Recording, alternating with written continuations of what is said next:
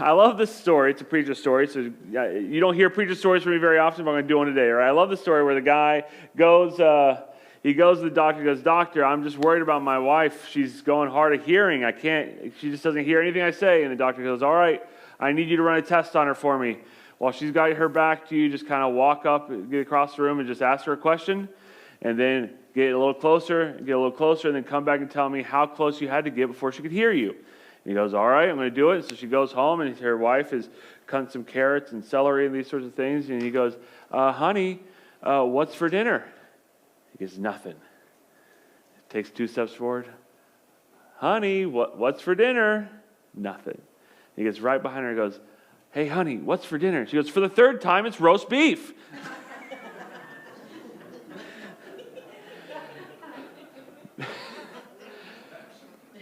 Marriage can be hard, all right? There's a lot of mistakes to make in marriage.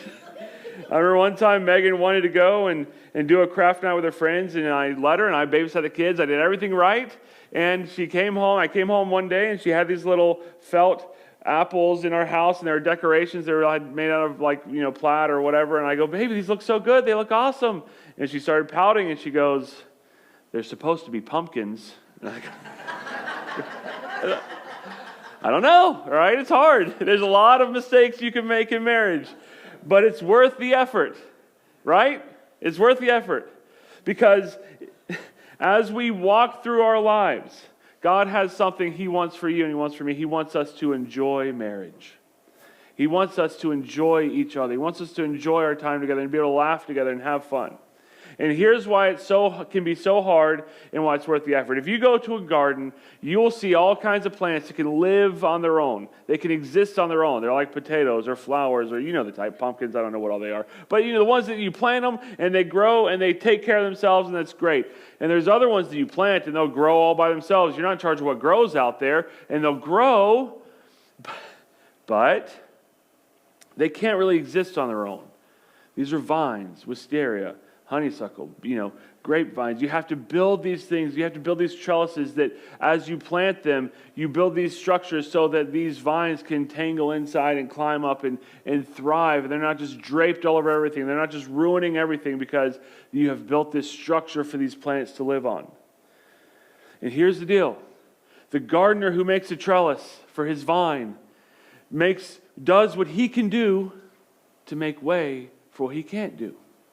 He's not in charge of the growth, but he's in charge of the structure that he can build for that growth so that it can thrive. Now, last week we started talking about marriage as a today and forever kind of thing.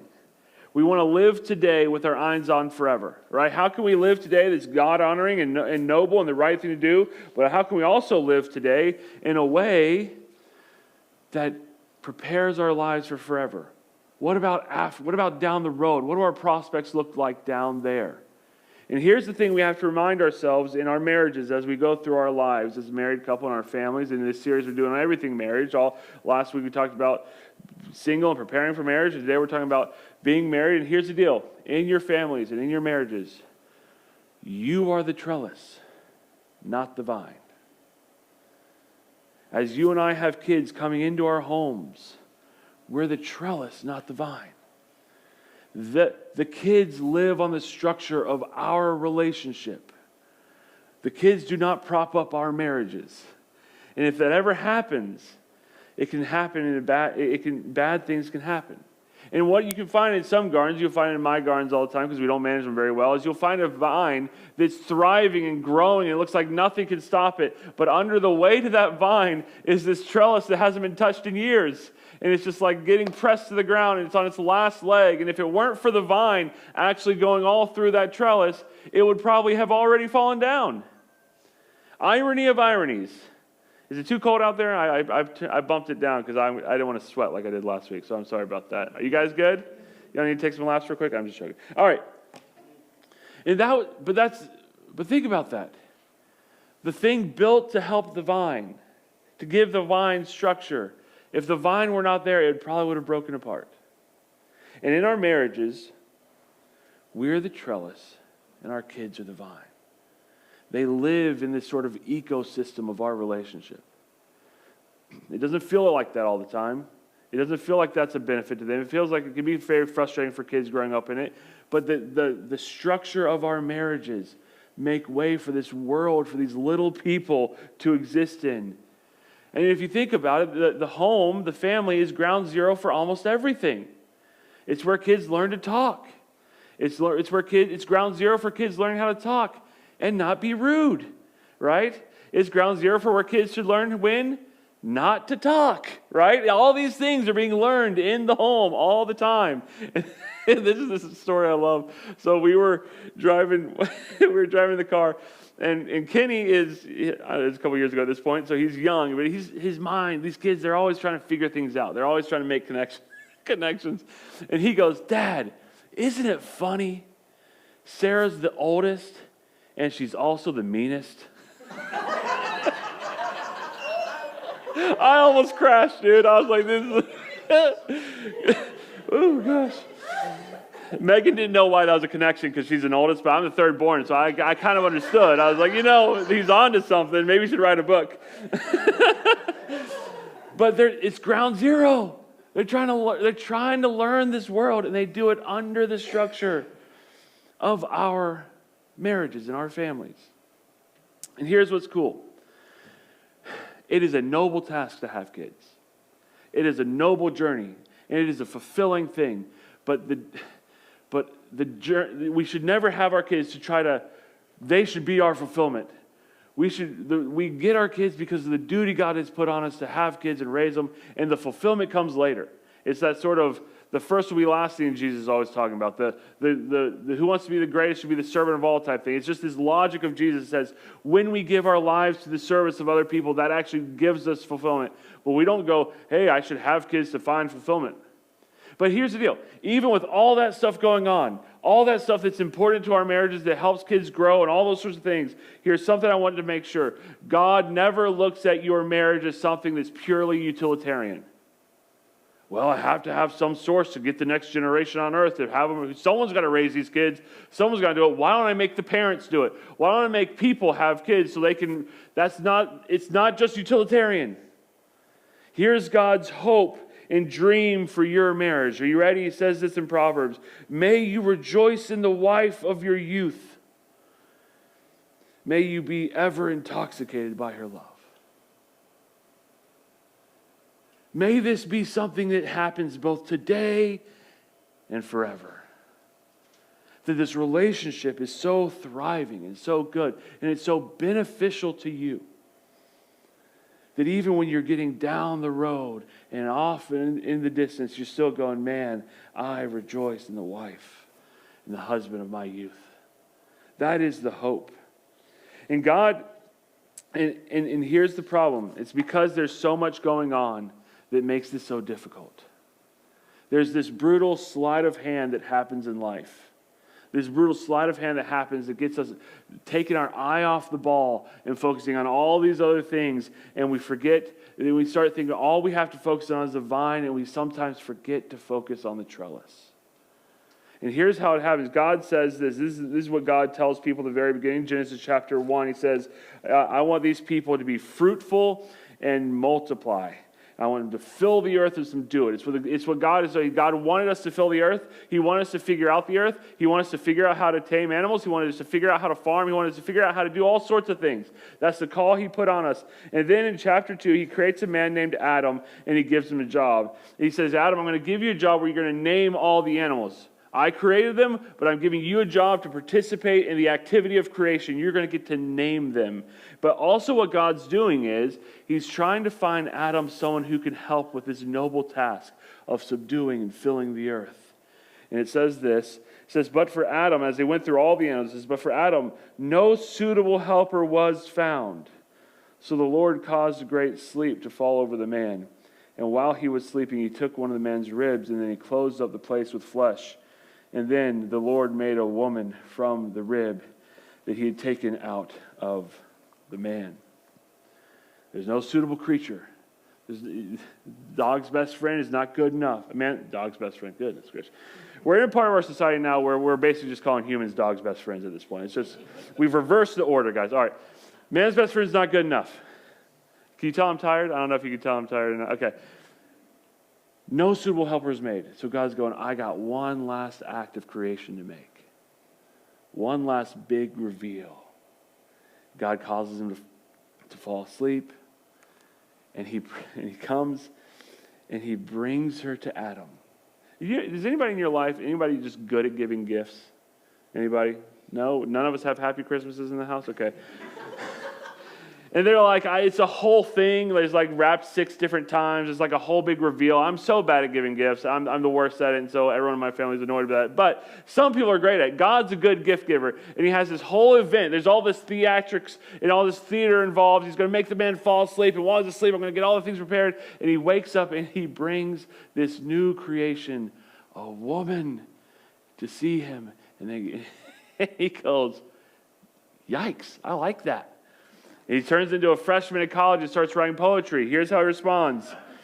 The man said, this is now bone of my bones and flesh of my flesh. She shall be called woman because she is taken out of man.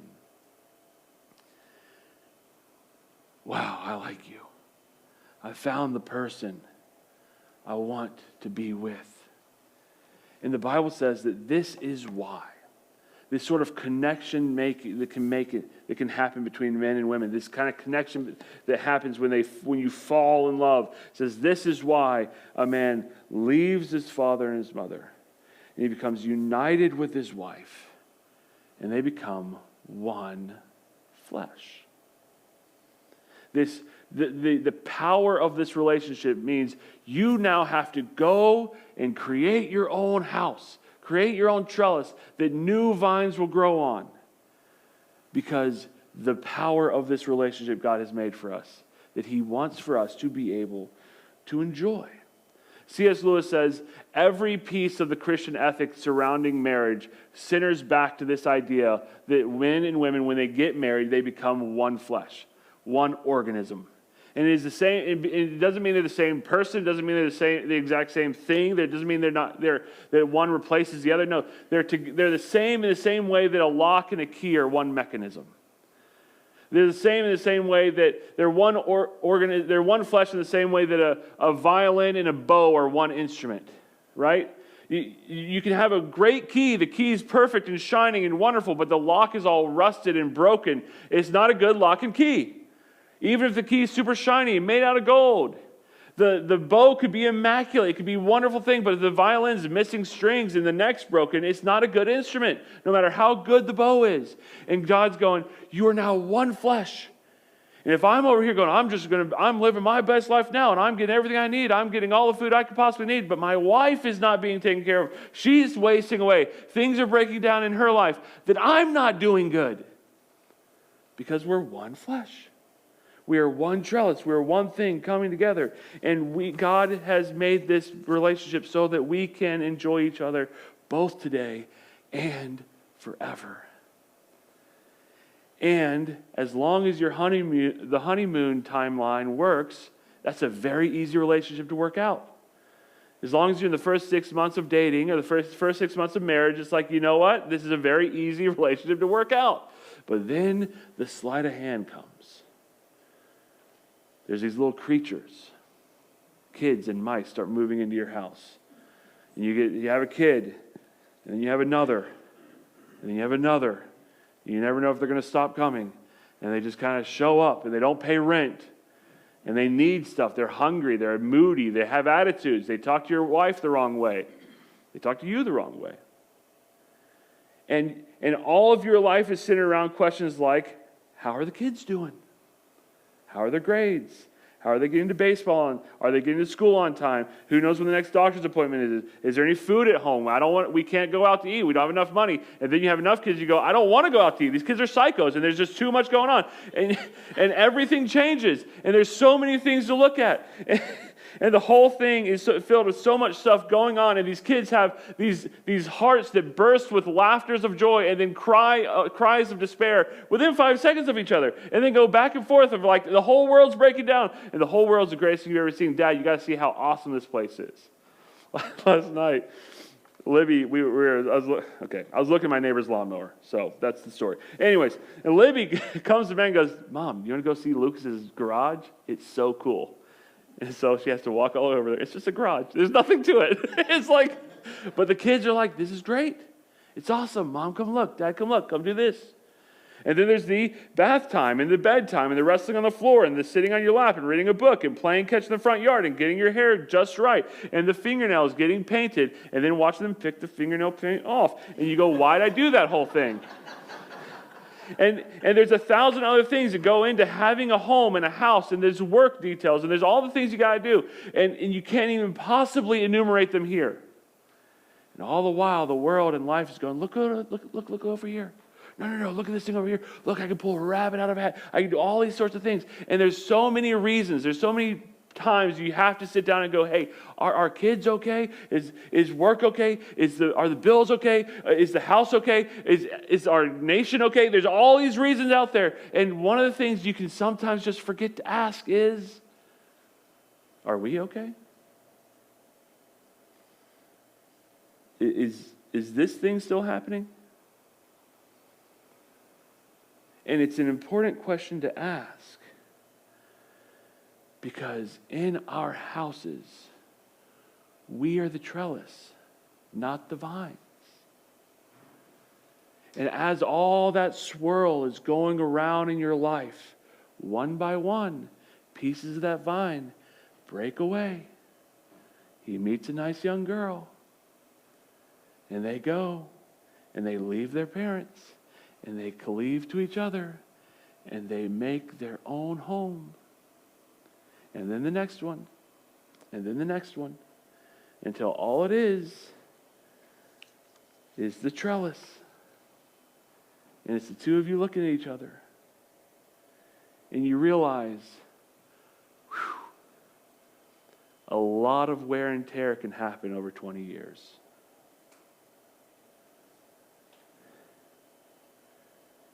And then some preacher stands up. He says, may you rejoice in the wife of your youth. May you always be intoxicated with her love. And you go, yeah. I used to believe in fairy tales too.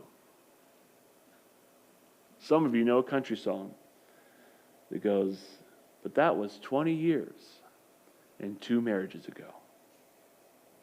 It's a funny song. You can laugh at it. I didn't know. I saw her live. I didn't know she was like a big deal. And Megan's like, yeah, you should appreciate things sometimes. I'm new to country. But I like it. It's exciting. I've been listening to a lot of Toby Keith lately. Anyways. And it's a sad reality in our world today where people do a great job getting their kids up and growing up, and they're strong and they're healthy and they're educated and they can go off to college and go off to get jobs and be productive members of society and all that sort of stuff. And then they look up and they go, man, but what are we still doing together? And God's going, it was always a today and forever thing.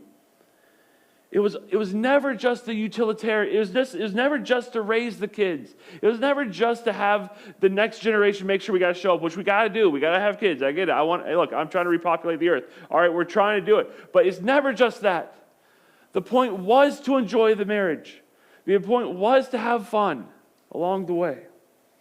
And Mark Driscoll, several years ago, had a sermon where he said there's basically 3 postures that can happen in a marriage. There's the face-to-face, there's the shoulder-to-shoulder, and there's back-to-back. And face-to-face is, that's when marriage is fun. You're laughing, you're playing those games together, you're doing the stuff, like it's fun. You spend time together, you get into her interest, she gets into your interest, and you enjoy it. Shoulder-to-shoulder is just like boots on the ground. Like, just the facts, ma'am, just the facts. Like, let's just there's a dirty diaper. Let's get it done. Someone's got to do the dishes. Someone's got to pay the bills. Someone's got to go to work. Someone's got to make the house. Someone's got to do it. Like, let's just do it. You know what I mean? Let's get the stuff done. And as a comedian, Dustin Nickerson says that of all the metaphors of marriage, the marathon is the best and most accurate one. Because if you look at people running a marathon, they're dedicated, and they're focused, but no one's having fun. And they're volunteering to do this stuff. But we have to have fun. But you also have to have shoulder-to-shoulder time. You have to have time where you're a team. You are the team. You got to get stuff done. And then there's back-to-back. That's when you realize, oh, we're like opposed to each other in some way. We have something has come between us. Something has driven us apart from each other. And sometimes when all of the swirls and movement of life happens, you can go back to back for a long time and never even know about it. I'm doing my job. What else do you want from me? I'm paying bills. I'm giving kids. We're going towards retirement. I'm making sure the kids are fed. What else do you want from me? I worked every day. I worked overtime. I did all the stuff. And we're all shoulder to shoulder. And we're thinking the shoulder to shoulder stuff is good enough to cover for not having any face to face time. And the sleight of hand makes it to where we can go a long time without even realizing, oh, there's something that we need to talk about in this marriage right now. And here's what I want you to hear. I want you to hear this because you have to have an understanding of this. Back-to-back marriages do not happen to marriages because of bad luck. They don't. It's not big, oh, we had something bad happen to us, and so that's why we're back-to-back now. Well, a lot of good marriages have very bad things happen to them, and they grow through them. We all know a couple that have grown through hard seasons of life. It's not, maybe it kind of pushed them, maybe it tried them, it tested them, all that sort of stuff. It didn't go, it's not bad luck. It's just the little subtle things that go on in your life that take our eye off the ball. And the other thing that I need you to understand here is this. Just because you're in a back-to-back marriage today does not mean your marriage is over. We have to have confidence to get through this life. Everyone takes their lumps. Life gets hard. And sometimes it strains your marriage. And sometimes it gets you snappy and makes you say things you don't mean and all that sort of stuff. But just because you're there, it doesn't mean your marriage is over.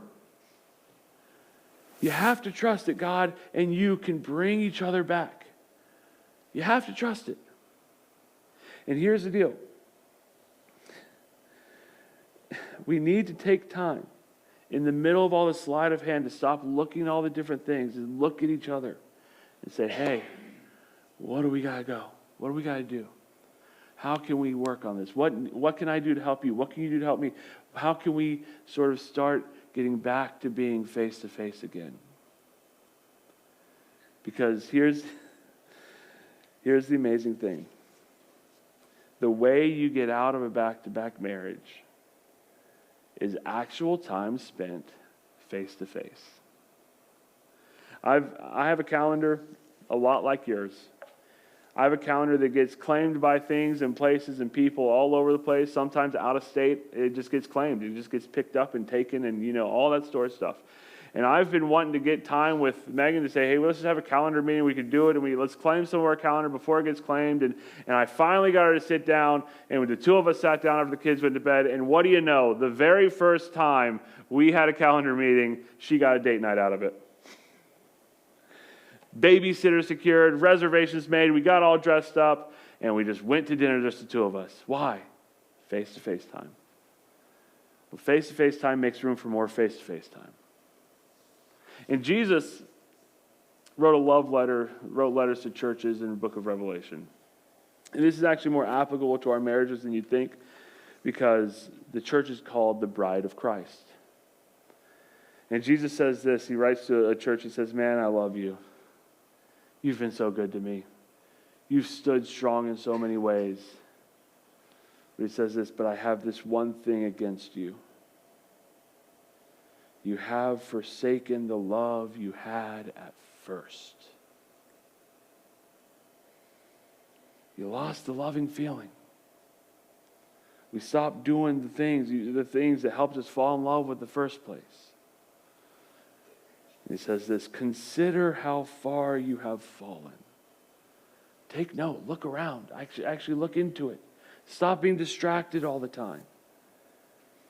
and repent and do the things you did at first. You know, that's some really good advice. Was there some result you used to get that's not happening anymore? Were there some things y'all used to do that's not happening anymore? You know, when Megan and I were dating, we liked throwing the baseball. And I hit her a couple times, but you got to get the mid on the ball. You know, it's just but it's fun.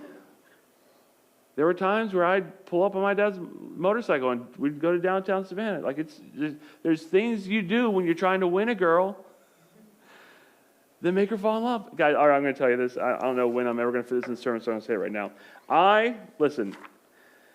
I had to go get coffee with Megan and one of her roommates, which was not the way I was trying to hang out with Megan that night. And so I'm like, I have to interact with this girl. And so my buddy Frank just showed up out of nowhere. It's amazing. This guy saved my marriage. We wouldn't have never got married if it weren't for this night.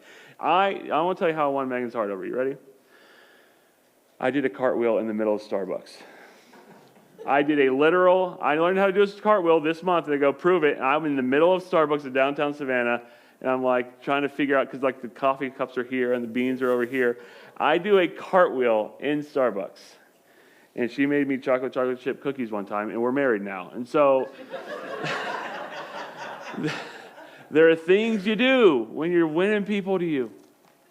And Jesus goes, why don't you try that again? Why don't you try that again? And the call on all of our lives is not to be perfect. No one's perfect. Not to never have the wool pulled over you because you're too smart. Nope, we all get distracted. We all have the sleight of hand work on us. The call that Jesus has for us is that we should repent and do the things we did at first. And maybe, just maybe, as we go through today and forever, we will get to the end of this long life or short life we live, and we will be able to say, man, I rejoice in the husband of my youth. I rejoice in my wife. And I am intoxicated with her love. It was never just the goal for God to get things out of us. He had a whole bunch of things for us too. And I pray that the marriages of Foothills Christian Church will be marriages that not only are God-honoring, not only last until forever, but are also fun and enjoyable. The halls of our houses are filled with laughter, and love can be felt as people walk in. That is what God wants for us, and it is not outside of our grip. Let us not give up. Let us return to the loves of our youth.